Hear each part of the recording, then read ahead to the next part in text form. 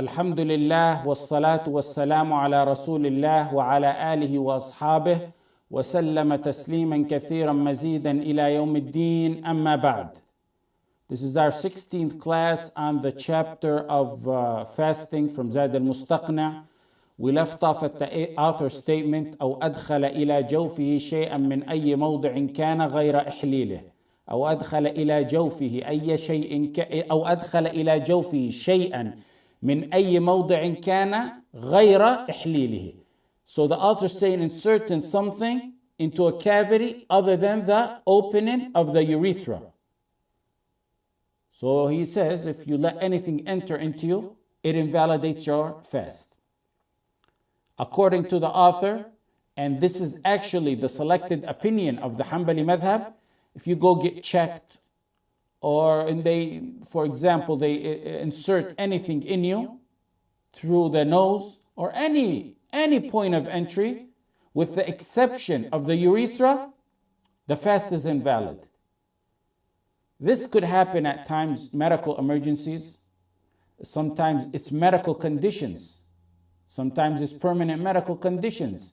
And sometimes it's medical exams where there may be an opening, or they have to insert something from an opening, or they have to make an opening. And they, for example, in medical exams, they insert a scope to see what's inside you. According to the author, to the Hanbali madhab, this invalidates the fast. In reality, the correct opinion is that it doesn't invalidate the fast, contrary to the Hanbali madhab. Unless the object they insert has like oil or grease on it, then that may be valid grounds to invalidate the fast. The correct opinion, in that adopted by Ibn Taymiyyah, who's a Hanbali, as we say, is that it doesn't break the fast unless that opening becomes an alternate to the mouth in eating. Meaning, they start using that opening as a nourishment to you. For example, the feeding tube, that invalidates the fast because that's an alternate to eating and drinking. That's a replacement to food. So that would invalidate the fast. The author made an exception about the urethra. Because why did he make that the only exception? Because according to him, inserting in there doesn't reach the stomach. It either comes out with the urine, it's forced out with the urine, or it gathers in the bladder, whereas it doesn't hit or reach the stomach. So according to the author, for example, rectal injections or insertions, they invalidate the fast, while the injections to the urethra does not invalidate. And we said the correct opinion is both of them don't invalidate the fast. Rectal injections like the Motrin they use for fever, they don't invalidate. Just like the urethra injections that they use for medical situation does not invalidate the fast. In summary, we said the adopted opinion is that inserting something into a cavity does not break the fast unless the object has grease or oil on it, or unless it's some kind of replacement to food and water. The next point that the author mentions is al-Mustaqni. Al-Mustaqni. Istaqa'a is inducing vomiting. The author said inducing vomit. If one induces vomit and he does vomit, it breaks his fast. If he does not vomit, when he induces vomit, it doesn't break his fast. That's an important point you got to keep in mind. If one induces vomit and he actually vomits, whether it's a little bit of vomit or a lot, that breaks his fast. Next, what comes from the throat, someone, could spit a lot or something could come from the throat. That's not considered vomit. That does not void the fast because that's not from the stomach. It's something that may gather in the throat, dry or humid days or whatever it may be. That comes from the throat. That doesn't void the fast. Inducing vomit is not only by putting the finger in the throat. It could be by looking at something you dislike, purposely. Sometimes purposely smelling something you dislike. Or squeezing the stomach. Or maybe sometimes some people hear stuff they don't like. If you do any of that on purpose, If one intentionally induces vomit in any of those, intentionally, keep that word in mind, then his fast is void.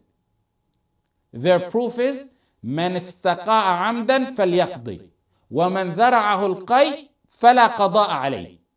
Sunan Ahmad, Musnad Ahmad and Sunan Abu Dawood, whoever is overcome by vomiting, then he's not required to make up the fast. Whoever vomits on purpose, he must make it up. The hadith is clear. The second opinion is vomiting does not invalidate the fast at all. It doesn't matter if it's intentional or if he vomits unintentional. And their rule, the people adopted this opinion, it's based on a rule they have, is negating fast is by what goes in, not by what goes out. And that's a wrong rule in itself, because if one releases semen during fast, then it invalidates their fast according to them. So how is it you say that it's only that which goes in that invalidates the fast? The correct opinion is very clear on this matter. Forcing or inducing vomit invalidates the fast, for the hadith we mentioned. And the rule the other opinion chose has no foundation to it. And it goes actually against the hadith. And it's not, the rule itself is not backed by proof. One of my favorite shuyukh in fiqh and in other matters, Atiyya Salim, rahimahullah, he was a student with my father under Sheikh al-Shanqiti, the author of Adwa al-Bayan, the famous Adwa al-Bayan. When Shanqiti, rahimahullah, died, Sheikh Atiyya, who was a colleague of my father, he's the one who finished compiling Adwa al-Bayan, because Shanqiti didn't finish it. He died before finishing it.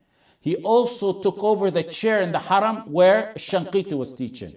So that's how a colleague of my father turned out to be my father's sheikh, and later on my sheikh as well. And as a kid, and throughout his life, every Ramadan, all the way through my teens, from when I was a kid until when I returned as a teen and in my early 20s, every Ramadan he would do the fiqh of fasting, rahimahullah. And either fiqh of fasting, he would include their stories of the story of Badr on the night that it happened, and matters pertaining to that. And among that, he said the wisdom between differentiating between purposely inducing vomit and when it comes out naturally, as the hadith distinguishes, he said that when one purposely induces vomit, a portion of that returns to the stomach. Whereas when it comes out naturally, it comes out with such force and strength that nothing returns to the stomach. That's one of the wisdoms he drew in differentiating between the two in the hadith. The bottom line that it's clear. Purposely inducing vomit through any means, as we mentioned, voids the fast. Accidental or natural does not void it. Now the next one he mentions is istamna, which is masturbating where the sperm fluid exits. Masturbating where or to the point where the sperm fluid exits. It could be by hand or other means. This invalidates according to the four imams. There's a group of Zahiriyya, and there's a few contemporary scholars who said it does not break the fast. And their reason is it doesn't have no proof. The proof that the four imams chose is that the hadith says يَدَعُ طَعَامَهُ وَشَرَابَهُ وَشَهْوَتَهُ مِنْ أَجْلٍ. The hadith, al-Qudsi, Allah says about the person observing the fast, he abstained from his food, his drink, and his pleasure for my sake. And his pleasure, and his pleasure. Notice that word. That word used here in Arabic is shahwatahu, pleasure, which means in this hadith sexual pleasure. How do you guys know that though? Someone's going to ask, how do you know that? In another hadith, totally different topic, the Sahaba asked the Messenger sallallahu alaihi wasallam, if one of us attends to his pleasure, does he get reward? Ya Rasulallah, يأتي أحدنا شهوته ويكون له أجر? The Messenger confirmed the usage of the term by his response. When they said desire or pleasure, it meant the sexual pleasure. The Messenger said, لو وضعها في حرام. If he does it with haram, meaning sexual pleasure, will he not get sins? The point is, the word pleasure in the hadith, where Allah subhanahu wa ta'ala says in the hadith al-Qudsi, they leave that for my sake, means and includes masturbation. The term was clearly defined as so by the second hadith, where the Messenger sallallahu alaihi wasallam understood the term shahwatahu as sexual pleasure. That's one. Another proof they used is that vomiting negates the fast, as we said, inducing vomiting, and hijama, cupping, negates the fast according to the Hanabila. This is based on the Hanabila rationale. They said the common denominator between them two is they both weaken the body. Cupping, hijama, and inducing vomit weakens the body. That's what they have in common. After vomiting, you dehydrate, you feel weak. And then when you, for example, cupping is like giving blood, donating blood. What do they tell you when you give blood? You gotta eat, drink certain things because you might dehydrate to compensate for that which you gave. They said the release of semen weakens a person. And that's one of the wisdoms behind the fact that it breaks the fast. They used, first of all, the hadith, and then they used analogy, qiyas, or rationale rather. Just like vomiting and hijama weaken, they said, so does masturbation. So it's included in that it voids the fast. They used hadith, and you could either call the second one either qiyas, analogy, or rationale. The next one is أو باشر فأمنى أو أمذى. أو باشر فأمنى أو أمذى. We talked about masturbation. Now it's fondling. Fondling as in kissing or touching. And the sperm or pre-ejaculatory fluid exits. The sperm, that's a condition. So he's saying fondling, in hair fondling means kissing and touching. Kissing and touching to the point where the sperm or the pre-ejaculatory fluid exits. Bashar in Arabic could mean sex, sexual relationship, and it could mean touching or kissing. The pre-sexual contact, usage of hand and other matters. From the context, it's clear. Here, it means touching and kissing. According to the author, if he ends up releasing sperm or pre-ejaculatory fluid, then it voided his fast. Release of sperm during playfulness with his wife, according to the author, voids the fast, and it's just like masturbation because it reached to the point where he released the sperm.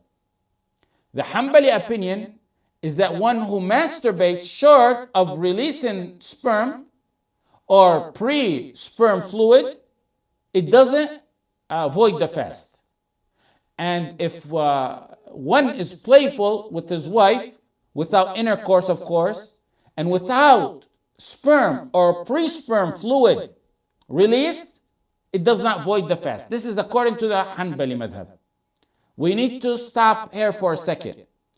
And we're not saying masturbation is haram or halal. That's not an issue here. I believe it's haram, but we're talking about whether it breaks the fast or not. Here he says, أو أمذى. He said if sperm or pre-sperm is released. He mentioned and specified sperm and pre-ejaculatory fluid and stated if it reaches that point, it breaks the fast. Now what he mentioned is madhi, pre-sperm. And it's a sticky fluid that's discharged when one is aroused. It comes unintentionally, and it's really the classification of it as to its purity. It's between urine and mani. It's right in between urine and mani. Mani or sperm is pure, and one must shower after it. Urine is impure, it's najis, and one must wash the clothes or whatever it reaches or touches. Now, madhi is a different one. It's pre-sperm. The ruling on it, it's between those two.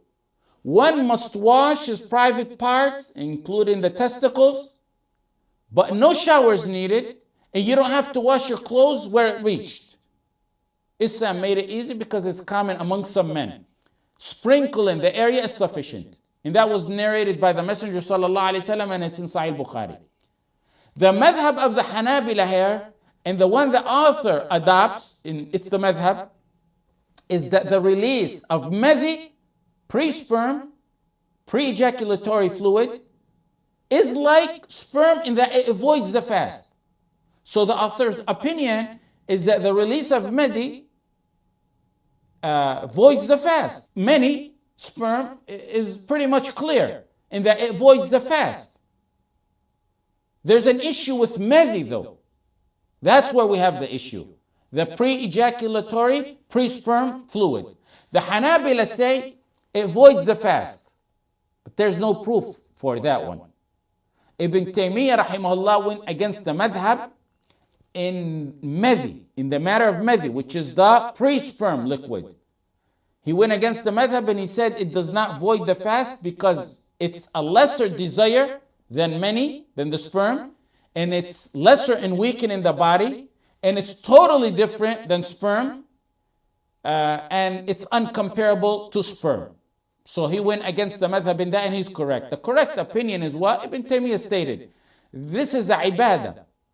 This is a ibadah, it's a worship. In order for you to say something voids this ibadah, something voids this worship, we need proof on it. And there's no proof that pre-ejaculatory fluid voids the fast. The next one is أو كرر النظر فأنزل. أو كرر النظر فأنزل, which is ejaculation after repeatedly looking. He repeatedly looks, means he looks at something which causes him to ejaculate. And repeatedly looks means over 2 times. If he looks once but not twice and ejaculates, his fast is not void. Because the Messenger ﷺ exempted the first sudden glance. فَإِنَّ لَكَ الْأُولَى وَلَيْسَتْ لَكَ الْآخِرَةِ. You're not to be blamed for the first, but you have no right for the second. So the first one, you're exempted. The second one, you're not. Sometimes someone's desire is so strong that at a first glance, the first unavoidable glance, he may release semen. Sometimes people have strong desires where at just a mere first glance, they release semen. That happens.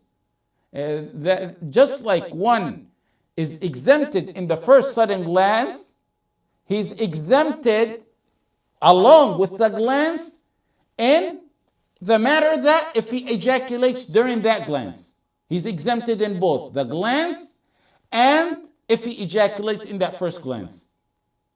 If he looks once but he keeps staring to the point that he releases semen, it invalidates the fast because continuous glances or a continued glance is like a repeated glance if not more. It's like repeated glances if not more. Now another point. If one thinks, is no longer looking using your eye, thinks or imagines something until he releases semen, that does not void the fast because the Messenger ﷺ gave us the ruling on such matters.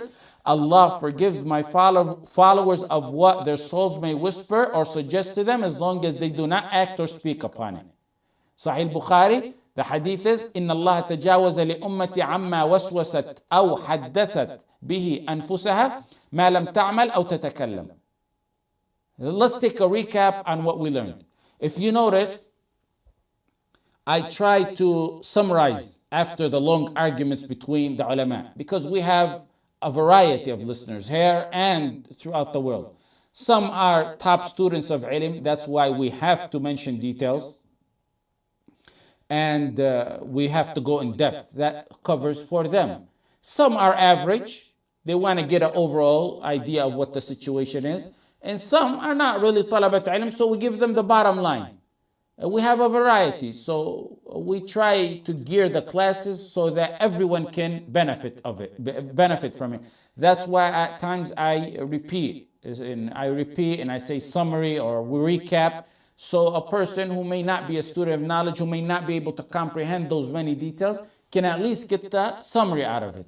So in summary, in recap for what we did or what we mentioned is, first of all, playfulness with the wife. If he releases semen, it voids the fast. Playfulness with the wife. If he releases semen, it voids the fast.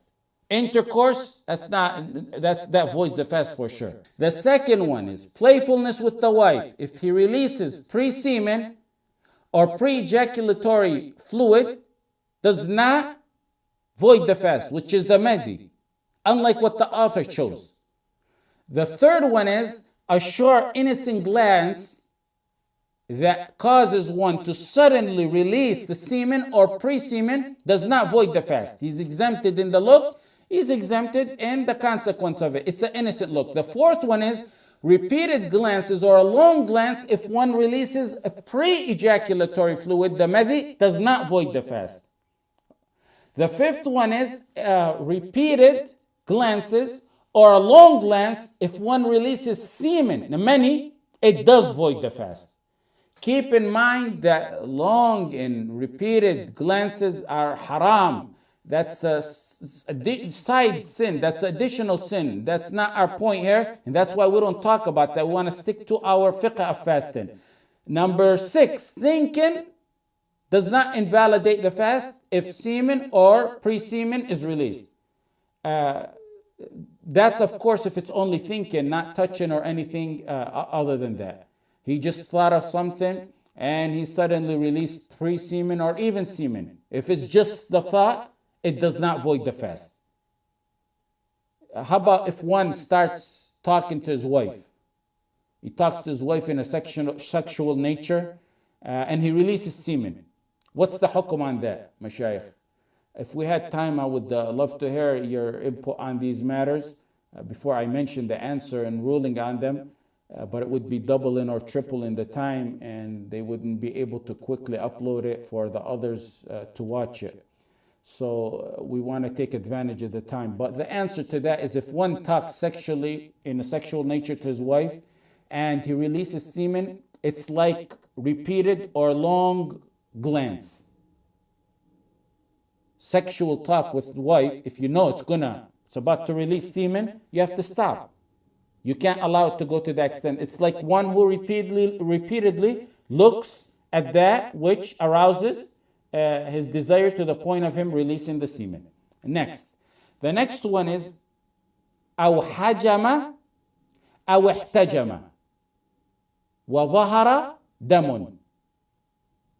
Performing cupping or bloodletting, or having it performed, and if the blood appears. When the blood appears. So if one performs cupping or cupping is performed on him and he adds the stipulation that the blood appears, then his fast is invalid. As you can see, we always, you probably noticed the trend, we always state the opinion of the author, we somewhat talk about it a little bit, and then we go off from there. But just because we state the opinion of the author initially doesn't mean that's the correct opinion, as you've seen many times already. But we're going by a curriculum. We're going by this curriculum. So we have to go off those statements. That's how fiqh is taught. So the author here says, ظَهَرَ دَمٌ, blood appears.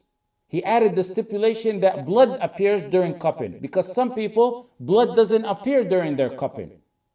And that's why he added that stipulation. The author's statement is general, meaning it could be cupping at the head, or it could be at the back, or at the shoulders, and it could be a lot of blood, or it could be a little bit of blood. So the statement is general, and he left it general. This fiqh issue of cupping and whether it voids the fast is called among the ulama, among the rare issues of Imam Ahmad, meaning he adopted this opinion and not many others followed along with Imam Ahmad in this opinion. So the first opinion is that of Imam Ahmad in the Hanabila, and it's actually what Ibn Taymiyyah rahimahullah adopted. And their proof is أفطر الحاجم والمحجوم. In Musnad Ahmad, in Sunan Abi Dawood, and in Nasa'i and others, the cupper and the one for whom cupping is done, both break their fast. The cupper and the one for whom the cupping is done to, both break their fast. The son of Imam Ahmad, Abdullah ibn Imam Ahmad, he said, I heard my father say, this is the clearest, most authentic hadith and voiding the fast of one who cups while he's fasting.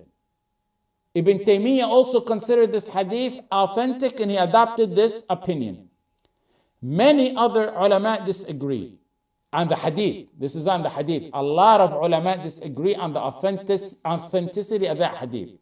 So that's the first opinion. There's a lot of issues with that hadith that many talk about. The second opinion is the majority of the ulama, the overwhelming majority of the ulama, don't consider cupping something that voids the fast. Their proof on that is the solidly authentic hadith that's in Bukhari.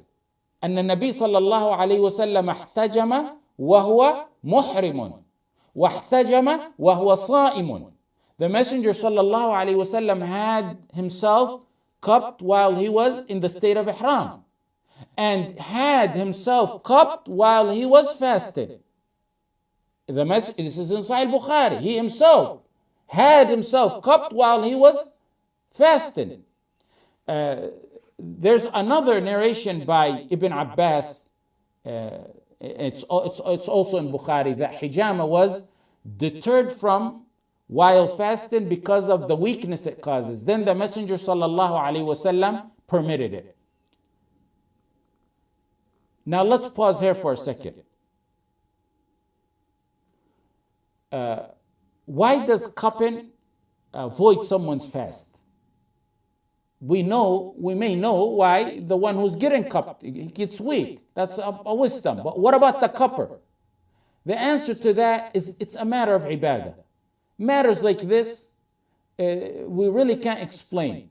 We say they're matters of ibadah, we hear, we obey. Whether we know the wisdom or not, we hear and we obey.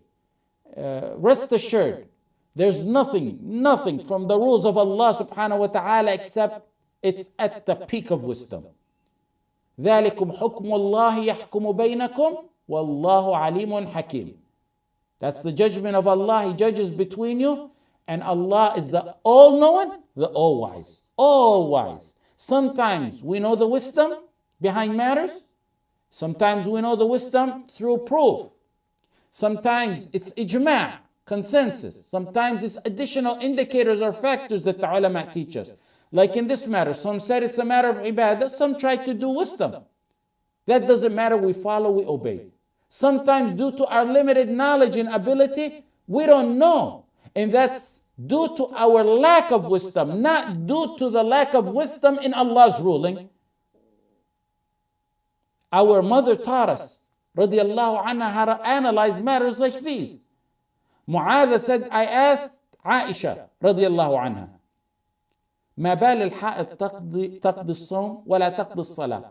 Mu'adha said to Aisha, why does a woman need to make up fasting but doesn't need to make up the salah on the days she misses when she's on her menstrual cycle?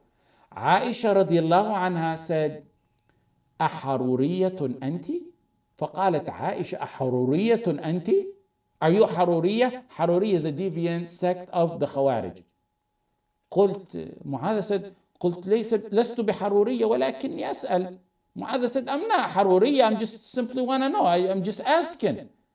قالت كان يصيبنا ذلك فنؤمر بقضاء الصوم ولا نؤمر بقضاء الصلاة. Aisha said, we passed through these phases during the Messenger sallallahu alaihi wasallam's life, and we were ordered to make up fast, and we weren't ordered to make up the prayers. Simply put, that's how it is. That's how clear and simple it is. If the guidance tells us the wisdom behind it, we know the wisdom.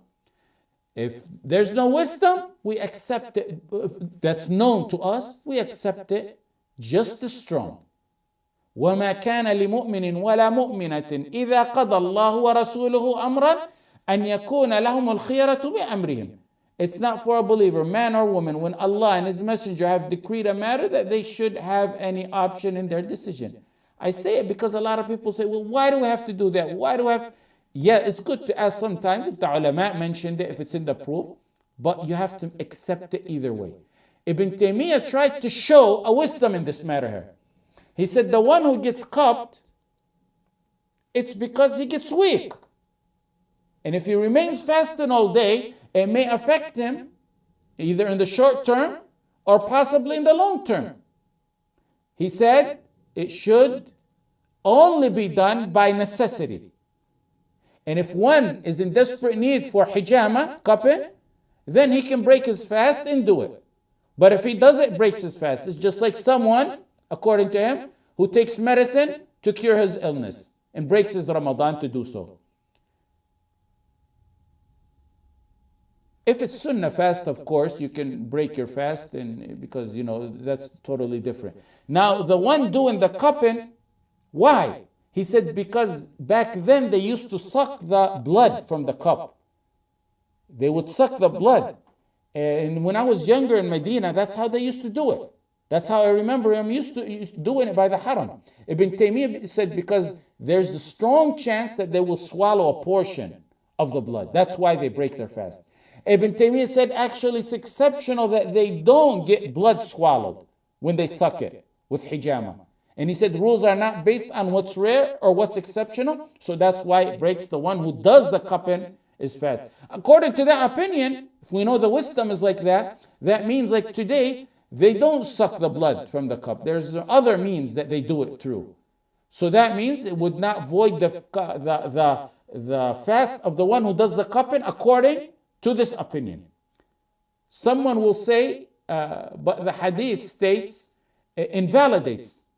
But the ulama, like Ibn Taymiyyah, taught us the reason behind the invalidated. So once we know the reason, the illah behind that, and it's that the blood may enter into someone's mouth and to his throat when he sucks from the cup while he's cupping, then we know the reason, we know the illah.